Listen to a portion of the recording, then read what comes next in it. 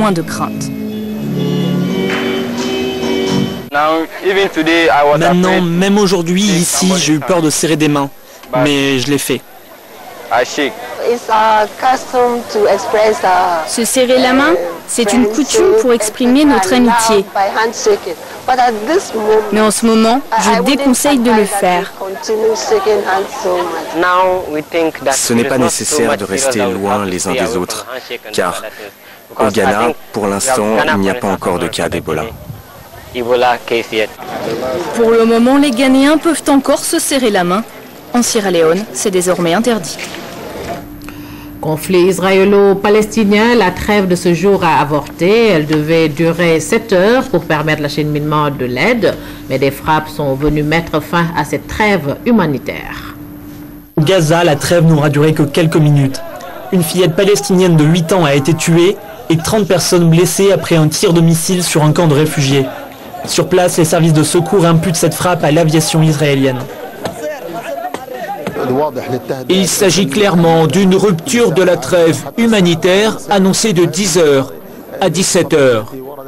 Et les blessés que nous recevons prouvent qu'il s'agit d'agissements criminels, car la plupart d'entre eux sont des femmes et des enfants. Le cessez-le-feu décrété par Israël devait durer 7 heures. Objectif, permettre l'acheminement d'aide à la population. Une trêve accueillie avec scepticisme par le Hamas et imposée par Israël après le bombardement d'une école gérée par l'ONU. Bombardement condamné unanimement par la communauté internationale, des réactions à l'image de celle du ministre des Affaires étrangères chinois en visite au Caire. Il exhorte les deux parties à réagir pour stopper le bain de sang. Tous les mouvements incluant des bombardements aériens, des offensives terrestres et des envois de roquettes doivent être stoppés.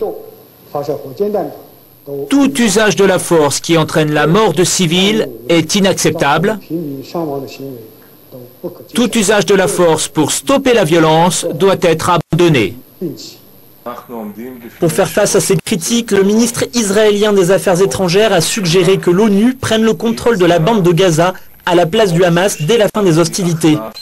Pour l'heure, malgré un retrait progressif des troupes et un redéploiement vers les limites du territoire, l'armée est encore présente et active, notamment dans la ville de Rafah. Nous en venons au sport. Championnat d'Afrique de karaté, c'est du 10 au 16 août à Dakar. L'équipe nationale du Sénégal est en plein dans la préparation. Une préparation rythmée par 2 séances d'entraînement par jour à moins d'une semaine de la compétition. La confiance et la sérénité sont de mise dans la tanière. L'entraînement de ce matin suivi par Koumba Djahamar. Ainsi démarre l'entraînement du karaté. La séance du jour est principalement axée sur la technique du faussage. Quand il faut quelqu'un qui tombe, tu marques, tu as 3 points. Donc nous sommes en train de voir, comment faire pour marquer maximum de 3 points. L'objectif est bien clair pour l'équipe de Kimité. La victoire, rien que la victoire. On est prêt, déterminé à aller à la victoire. Ça fait plus de 2 mois qu'on s'entraîne avec nos coachs. On s'entraîne matin et soir, très dur, pour aller chercher la victoire. Médaillé de bronze au championnat d'Afrique de Rabat en 2012, Mam Fatou veut la médaille d'or à domicile. Mon objectif, c'est clair, c'est la médaille d'or. On est chez nous, on sait que ça ne sera pas facile, parce qu'à chaque fois que le Sénégal va au championnat d'Afrique, il fait partie des pays qui sont attendus. Cette fois-ci, ce sera chez nous, donc ça va être plus difficile. Et aucun pays ne viendra ici pour perdre. Donc il faudra tout donner pour décrocher la médaille d'or. Kibda est aussi ambitieuse que celle de Kimité. Les kataïstes affichent la forme. Ils sont d'attaque à quelques jours de la compétition. Nous sommes fin prêts, nous sommes en forme psychologiquement, nous sommes prêts mentalement, nous sommes prêts physiquement, nous sommes prêts. Prêts à reconquérir le titre de champion d'Afrique que le Sénégal avait remporté en 2004. Je suis le seul rescapé de 2004 et truc, donc ils sont venus en 2010. Donc en 2010 on a formé l'équipe, donc c'est une nouvelle équipe qui s'est formée en 2010. Donc là en 2014, 4 ans après, nous avons l'expérience, les autres ils ont l'expérience, ils sont aguerris maintenant. Donc là on est prêt à affronter tout le monde et avoir la médaille d'or. Les championnats d'Afrique s'ouvrent avec le stage international d'arbitrage du 11 au 13 août. La compétition, elle, durera 3 jours, du 14 au 16 août. Basketball, les choses sont rentrées dans l'ordre pour l'équipe nationale donc de basket. L'équipe de Dakar ce soir pour Malaga. Mieux, tout est fin prêt pour une bonne seconde phase de préparation. Suivons Seydina Alun Djigo. Pour les Lions, la seconde phase de préparation a longtemps peiné à démarrer. Départ pour Malaga plusieurs fois reporté, retard dans le paiement des assurances, des problèmes qui pèsent lourd dans la balance. Aujourd'hui, réglé, la tanière respire la sérénité. Nous avons mis une couverture d'assurance qui sécurise non seulement les 16 joueurs qui vont partir à Malaga, mais aussi le coach et ses 2 adjoints, le médecin et les 2 kinés, le chargé de communication, l'intendant de l'équipe nationale, le directeur technique national et le délégué du CNBS. En un mot, tout ce qui tourne et l'arbitre. À cela s'ajoute une prime de 500 000 francs pour chaque membre de l'équipe. Normal que le satisfecit soit au rendez-vous chez le staff technique. Il y a des promesses qui sont tenues, hein, franchement, quoi. Et ça, il faut le dire. Tout comme chez les joueurs. On a reçu les conditions qu'on voulait, c'est-à-dire cet hôtel assez spacieux pour pouvoir bien se reposer. On va même mettre de l'espace derrière pour faire des exercices sur la plage, parce qu'on a fait une séance ici avec Carlos. Et niveau nourriture aussi, au niveau de l'hôtel, ça s'est très bien passé. Je pense que les joueurs ont apprécié. Les Lions prennent départ soir 20 jours à Malaga en Espagne. Pour l'heure, 6 matchs amicaux sont confirmés, dont un contre le pays organisateur, l'Espagne. Match prévu le 17 août. Coupe d'Afrique des Nations U17, le Togo a éliminé ce week-end le Sénégal au stade Caroline Faye de Mbour, un nul, un but partout. L'avantage du but marqué à l'extérieur qualifie les Togolais au dernier tour de ces éliminatoires de la CAN des cadets. Écoutons à ce propos le sélectionneur national des U17, Dominique Colli, au micro de Mansour Sow. Pas de but, on a mal joué. Tant qu'on ne marque pas de but, c'est qu'on a mal joué. Parce que pour ceux qui n'ont pas regardé le match, c'est ça le critère d'évaluation. Et c'est comme cela. Nous avons pris un but au moment où on ne s'attend pas, au moment où il ne fallait pas.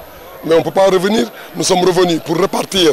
Eux, si vous voyez comme ça, c'est qu'ils sont mûrs, nous sommes naïfs. Après, ils ont joué le temps, ils ont arrêté le jeu, ils ont joué professionnel.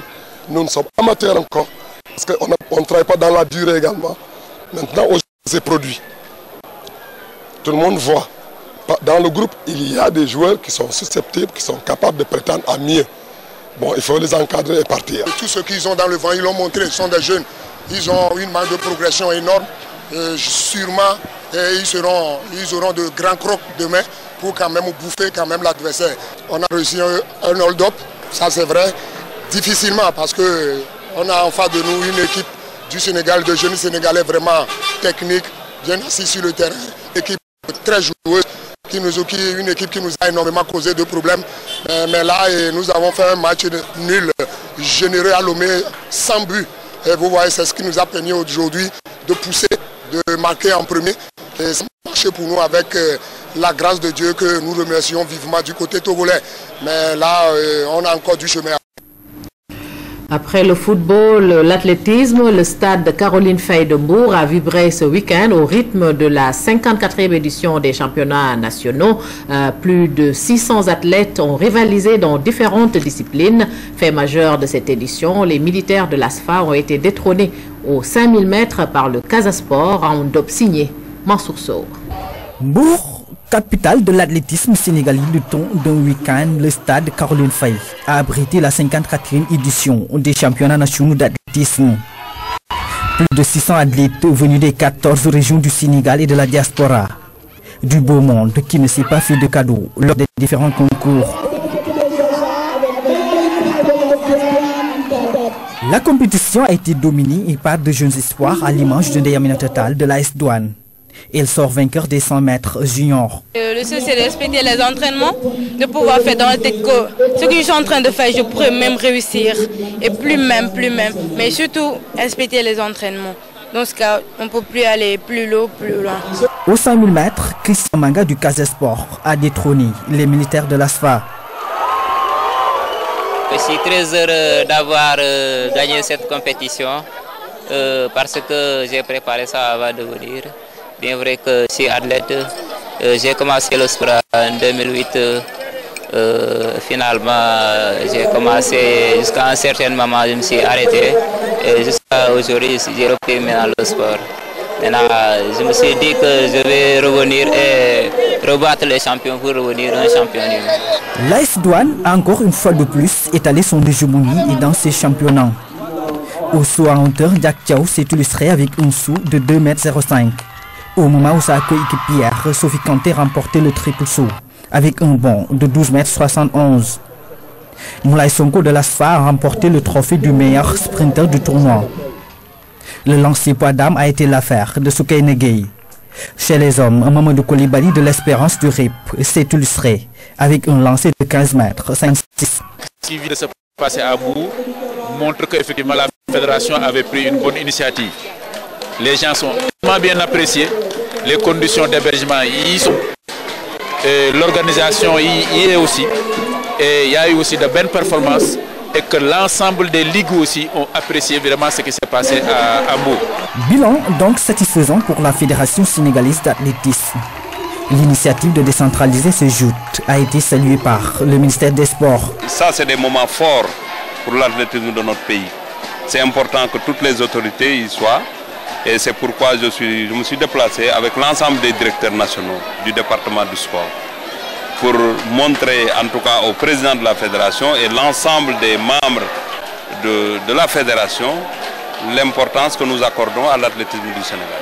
Les expatriés devant prendre part au prochain championnat d'Afrique de Marrakech se sont illustrés sans difficulté majeure. En septembre prochain se tiendra à Dakar un colloque international avec comme thème femmes et jeunes en francophonie, force montante, enjeux, défis et perspectives.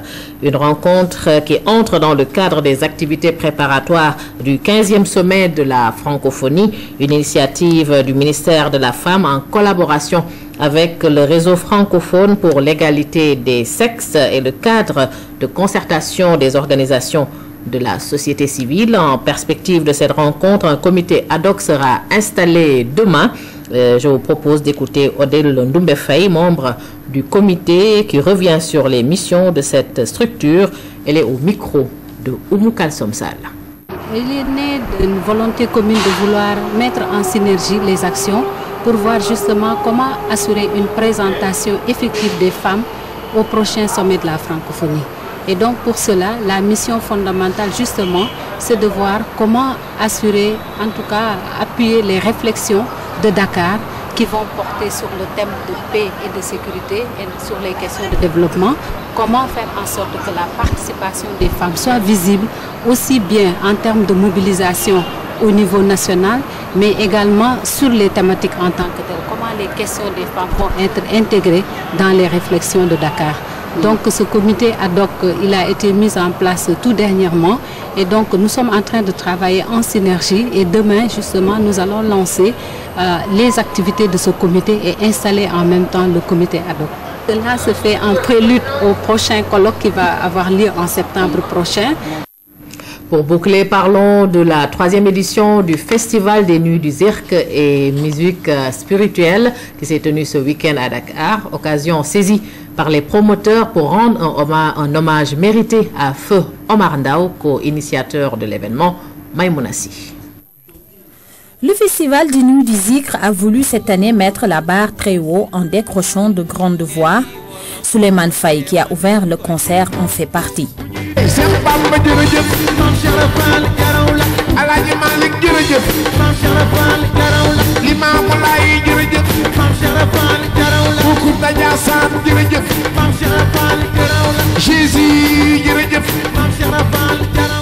La scène a ainsi reçu de célèbres chanteurs spirituels.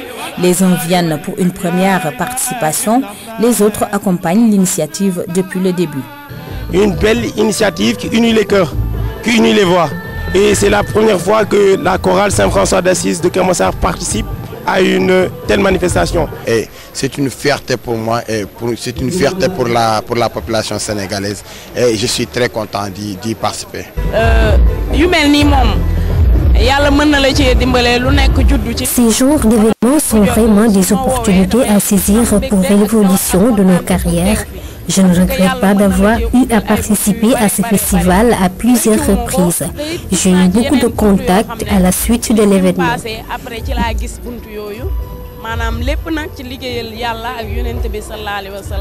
L'édition de cette année du Festival des Nuits du Zikr et des musiques spirituelles a aussi servi de cadre pour rendre hommage à un grand acteur de la culture, Feu Oumar Ndao, qui a cru au projet dès le départ et l'a même fait valider auprès de la ville de Dakar, co-promoteur de l'événement. Les gens avec qui on s'accompagnait nous jugeaient notre projet un peu fou. Mais Oumar Ndao, c'était quelqu'un qui avait cru en cela. Donc il nous a accompagnés et puis avec son concept de faire aux gens, donc avec la ville de Dakar, il nous a accompagnés. Donc la ville ne l'a pas regretté parce que vraiment c'est un compagnonnage de 4 ans, donc ça veut dire que c'est positif pour eux.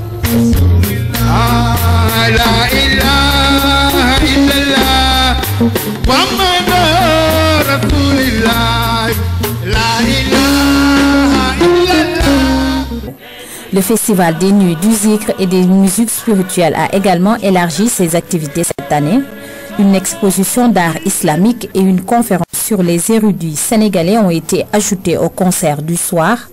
Concert qui s'est tenu en 2 jours, le premier pour les Kourel et Daïra et le second pour les musiciens spirituels. Voilà, juste après cette édition, vous pourrez suivre un débat sur la campagne agricole 2014 et les dispositions prises par le gouvernement pour accompagner les producteurs face à la situation actuelle marquée par la rareté des pluies. Un débat animé par Abdoulaye Bari. C'est la fin donc de cette édition. Merci de l'avoir suivi. Merci également de votre fidélité. Au revoir.